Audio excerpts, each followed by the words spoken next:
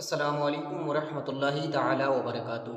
پیارے عزیز دوستو، امید کرتا ہوں آپ سب خیر و عافیت سے ہوں گے۔ اللہ رب العزت آپ کو شاد و آباد رکھے، ہمیشہ خوش رکھے۔ پیارے عزیز دوستو، آج کی اس ویڈیو میں ہم آپ کو بتانے والے ہیں کہ رمضان المبارک کے مہینے میں کہ کیا کس چیز کو کرنا چاہیے اور کس چیز کو نہیں کرنا چاہیے۔ تو پیارے عزیز دوستو، ہم آپ کی خدمت میں مفتی سلمان رضا اظہری صاحب کو پیش کرتے ہیں۔ وہی آپ کو بتائیں گے کہ اس رمضان المبارک کے مہینے میں کہ کس چیز کو کرنا چاہیے اور کس چیز کو نہیں کرنا چاہیے۔ تو آپ سے گزارش کرتا ہوں کہ آپ ہمارے اس چینل پر نئے آئے ہیں تو ہمارے چینل کو سبسکرائب کر لیں اور بیل آئیکن کو پریس ضرور کر لیں تاکہ آنے والی نیو ویڈیو آپ تک سب سے پہلے پہنچ سکے۔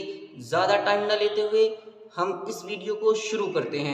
روزہ رکھنے سے پہلے آج نیت یہی کریں کہ مولا تعالیٰ یہ روزہ میرے تمام برے اعمال کے لیے کفارہ ہو جائے، یہ ڈھال بن جائے۔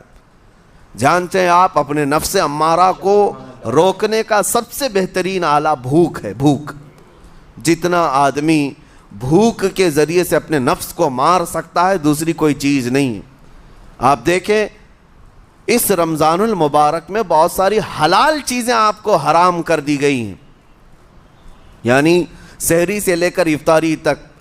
میں یہ نہیں کہہ رہا کہ شراب پینا حرام ہے، نشہ کرنا حرام ہے، وہ تو پوری زندگی بھر حرام ہے، لیکن آپ کو چاول روٹی تو حلال ہے نا، سبزے سیب پھل فروٹ تو حلال ہے، لیکن یہ حلال چیزیں بھی اللہ نے آپ پر حرام رکھی ہیں، روزے کے عالم میں نہیں کھا سکتے۔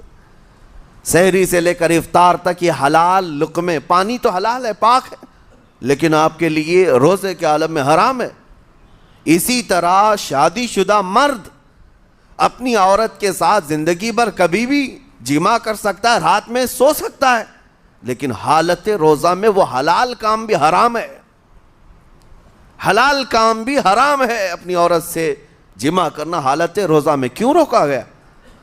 کھانا پینا بھی حلال تھا، عورتوں کے ساتھ شباشی بھی حلال تھی، لیکن روزے کے عالم میں ان حلال چیزوں کو روکا گیا۔ تو آپ سوچ سکتے ہیں اس چیز کو، سوچ سکتے؟ وجہ یہ ہے کہ حلال چیزوں سے آپ کو روک کر بڑے حرام چیزوں سے بچانا مقصود ہے۔ آج اگر اپنے آپ میں اتنا کنٹرول کر لے جاؤ کہ چند حلال چیزوں سے دن بھر بچ سکتے ہو، انشاءاللہ رمضان کے بعد بڑی حرام چیزوں سے بھی اللہ آپ کو محفوظ رکھے گا۔ میرے عزیزو، برا ہے ان لوگوں کا جن کو میرے آقا صلی اللہ تعالیٰ علیہ وسلم نے دعائے ہلاکت فرمائی۔ اس سے بدنصیب کوئی ہو سکتا ہے جن کے لیے رسول رحمت صلی اللہ تعالیٰ علیہ وسلم کی دعائے ہلاکت ہوئی ہو؟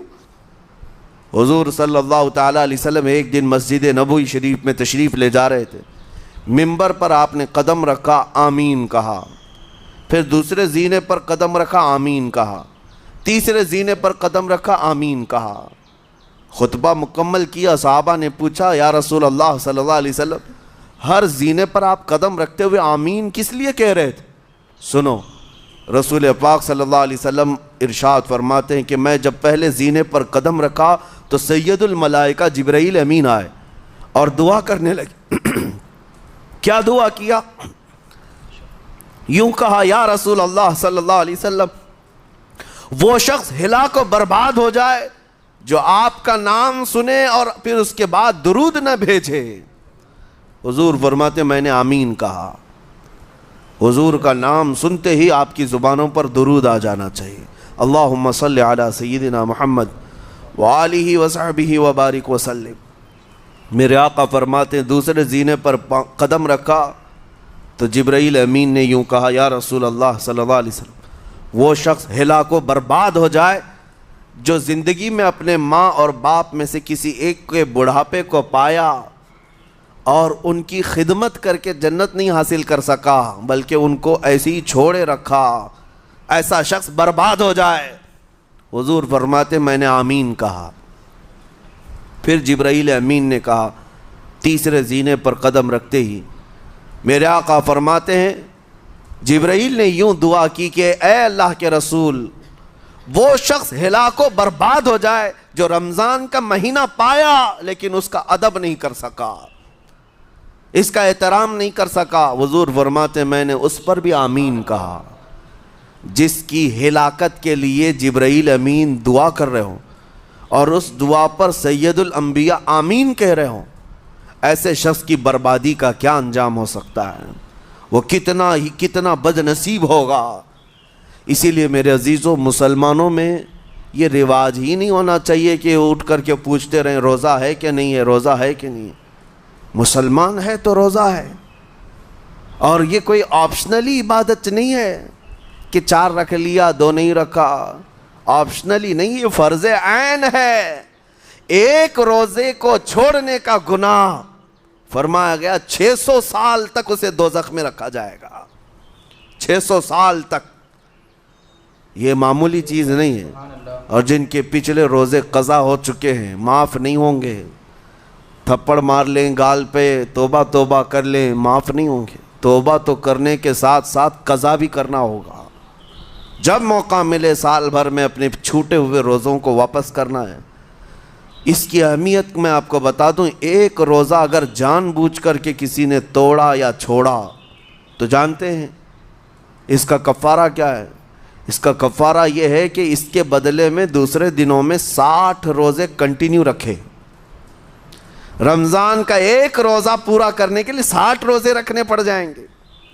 ہاں، اگر کسی عذر کی وجہ سے، کسی تکلیف کی وجہ سے چھوڑا تھا، بیمار تھا یا سفر میں تھا یا تکلیف کی شدت تھی، اس وجہ سے روزہ چھوڑا تھا، تو اس کے بدلے میں ایک روزے کی قضا ایک ہی روزہ ہوگی۔ لیکن بغیر کسی عذر کے، شہوت کی وجہ سے، نفس پرستی کی وجہ سے توڑا تھا یا چھوڑا تھا تو پھر 60 روزے رکھنے پڑ جائیں گے۔ اس سے اندازہ ہوتا ہے کہ ایک روزے کی اہمیت کیا ہے رمضان کے۔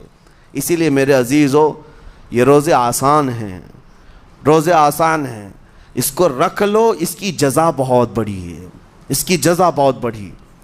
ویسے بھی آپ دوسرے دنوں میں لیٹ ناشتہ کرنے کے بھی عادی ہیں۔ ممبئی والوں کا تو حال یہی ہے، 12 بجے کے بعد 1 بجے 2 بجے تو ان کے ناشتے ہوتے ہیں، دوپہر کا کھانا تو شام 5 بجے ہو رہا ہوتا ہے۔ بس وہ ناشتہ سکپ کرنا ہے، دوپہر کے کھانے جو آپ کے ہوتے ہیں اس سے اور تھوڑا ایکسٹینڈ کر لیں تو افطاری کا وقت آ جاتا ہے۔ کوئی بہت بڑی دقت کی بات نہیں، کوئی بہت بڑے بوجھ کی بات نہیں، آسان ہے۔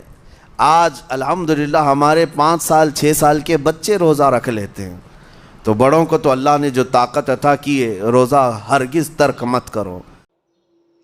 پیارے عزیز دوستو، امید کرتا ہوں آپ کو ویڈیو اچھی لگی ہوگی، تو آپ سے گزارش ہے کہ ویڈیو کو لائک کر کے اپنے ایک دوست کو ضرور شیئر کرنا، تاکہ یہ ساری باتیں اس کو بھی پتہ چل سکیں، اور ایسے روزانہ بیانات سننے کے لیے ہمارے چینل کو سبسکرائب ضرور کر لینا۔